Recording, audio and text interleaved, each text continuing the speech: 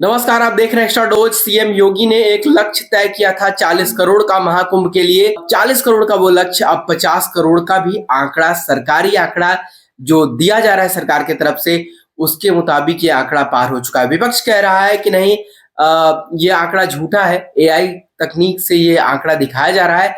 लेकिन कुछ जो विपक्षी दल है वो कह रहे हैं कि ये आंकड़ा संभव नहीं है।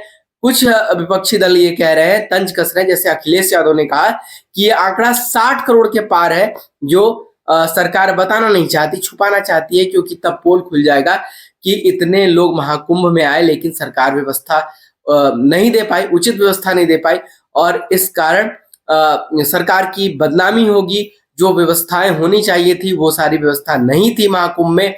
और ये सारी बातें अखिलेश यादव ने कही है, और अखिलेश यादव ने तंज कसा है सीएम योगी पर और उत्तर प्रदेश सरकार पर, केंद्र सरकार पर, कि जो मैनेजमेंट पूरा था वो सही से नहीं हो सका।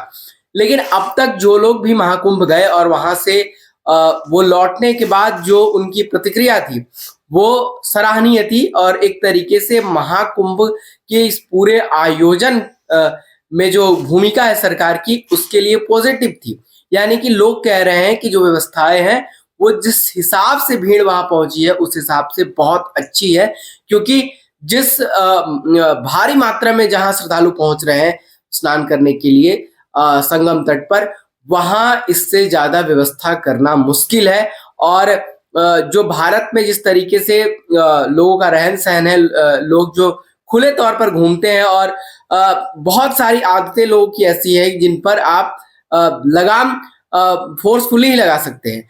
तो वो अगर आप मन मर्जी पर छोड़ रहे हैं, जैसे कहीं कुछ भी खाकर छोड़ देना, कहीं भी गंगा में ही आप स्नान करने जा रहे हैं और वहीं बॉटल लोग फेंक दे रहे हैं, ये सारी तस्वीरें वहां से निकल कर आई हैं। तो भारत जैसे देश में इतना बड़ा आयोजन करना ये वाकई एक मुश्किल काम था, जिसे योगी सरकार ने बखूबी पूरा किया है। लोग भी सराह रहे हैं इस पूरे आयोजन में जो भूमिका रही है सीएम योगी की। इस पूरे आयोजन को लोग सराह रहे हैं, सराहना हो रही है। और कहीं ना कहीं विपक्ष इस पर सरकार को घेरने में लगा है।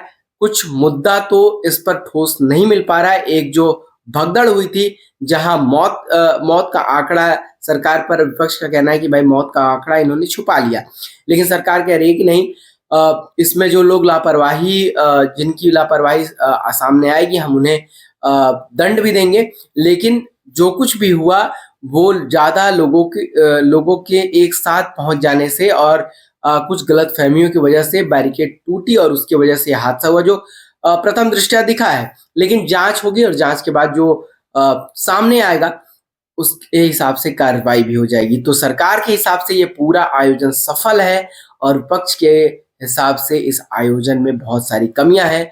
आपको क्या लगता है? आप जरूर बताइए। देखते रहिए एक्स्ट्रा।